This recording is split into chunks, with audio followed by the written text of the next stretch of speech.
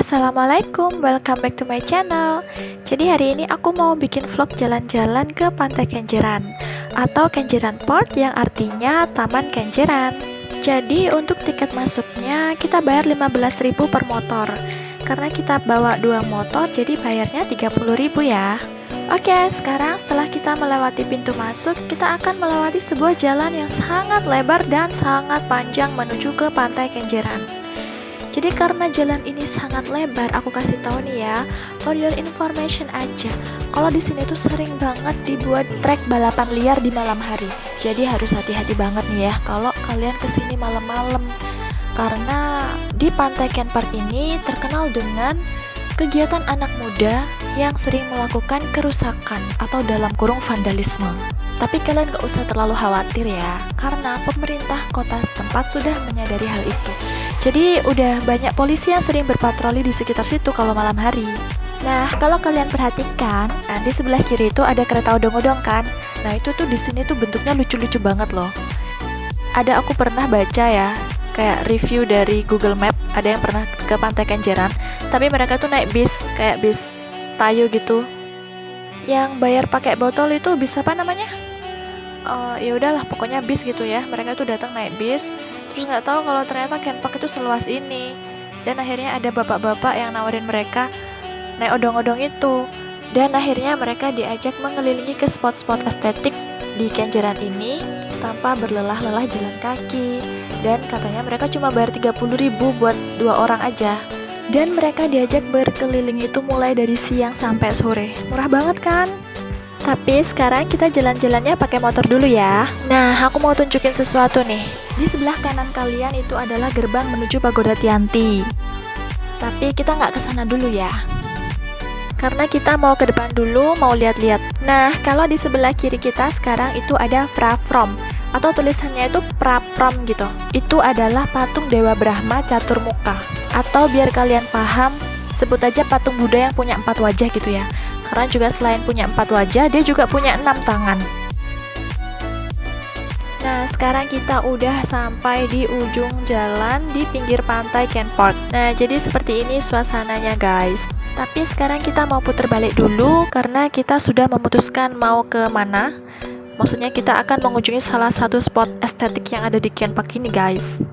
Nah, kalau kalian perhatikan di sebelah kanan itu udah ada disediakan warung yang menyediakan berbagai macam menu masakan khas pantai Indonesia seperti lontong kupang, lontong balap, sate kerang, rujak cingur, bakso, dan aneka macam seafood yang lainnya. Kita lewat sini lagi guys. Nah, untuk destinasi pertama, spot yang akan kita kunjungi adalah Pagoda Tianti. Seperti yang tadi aku bilang di awal, kalian udah lihat kan di video awal tadi, udah aku tunjukin pintu masuk gerbangnya Pagoda Tianti. Enaknya pas lewat sini itu, pas panas gak kepanasan, pas hujan gak kehujanan, karena udah disediain atap untuk berteduh.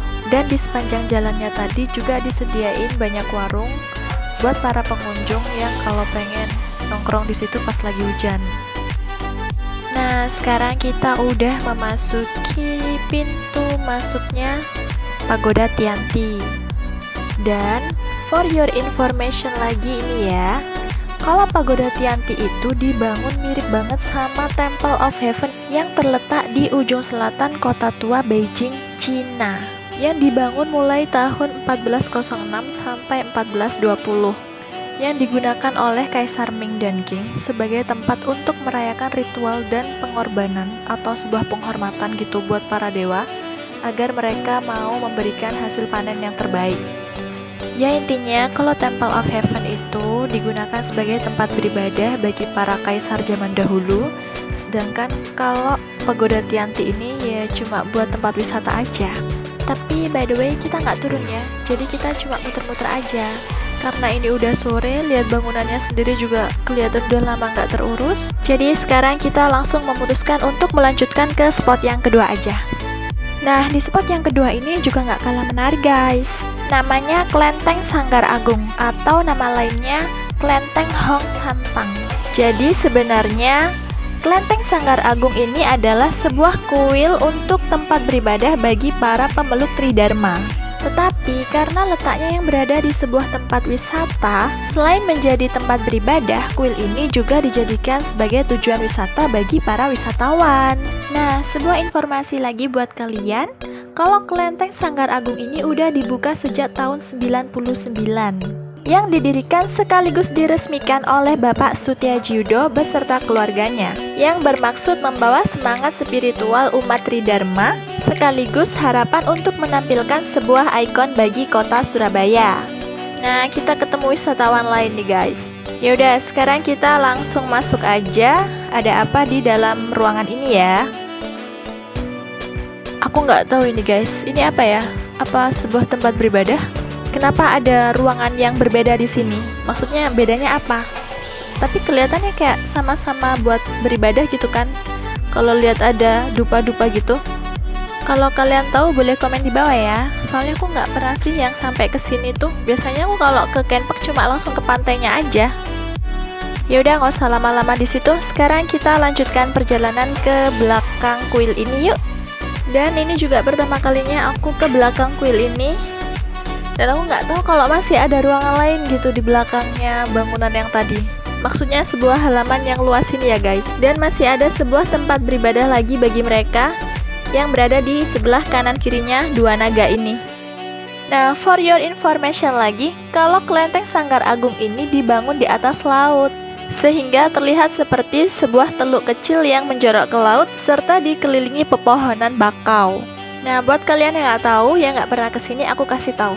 Kalau patung yang di atas tadi, yang warna putih tadi ada 3, itu adalah Dewi Kuan Yin yang tengah. Sedangkan patung penjaga yang di sebelah kanan kirinya itu adalah Shannon dan Tongnu. Nah, kalau 4 patung yang di sebelah kanan kirinya, yang agak ke bawah tadi tuh, katanya mereka itu Maharaja Langit, pelindung 4 penjuru dunia. Dan 2 naganya ini katanya mereka adalah sepasang naga surgawi yang dianggap sebagai gerbang menuju langit. Nah, saat kita berdiri di sini, kita bisa langsung melihat laut. Tapi sekarang airnya lagi surut guys. Tapi jam segini emang biasanya belum waktunya air pasang sih. Yaudah, kalau gitu kita foto-foto dulu aja yuk. Aku suka foto di sini guys, soalnya naganya bagus. Aku juga kelihatan ganteng guys. Aku soalnya pakai topi. Sebenarnya ada sebuah yang lain guys, namanya Plaplom. Tuh patung Buddha 4 wajah. Tapi kita enggak ke tanah karena kita mau break sholat asar dulu. Soalnya ini sudah jam 4 lewat. Yaudah, segitu dulu aja. Di video selanjutnya, kita akan naik perahu dan kereta odong-odong yang gak kalah seru sama perjalanan ke spot yang estetik tadi. Jadi buat kalian, stay tune terus ya. Semoga videonya bermanfaat dan jangan lupa subscribe, like, share, and comment.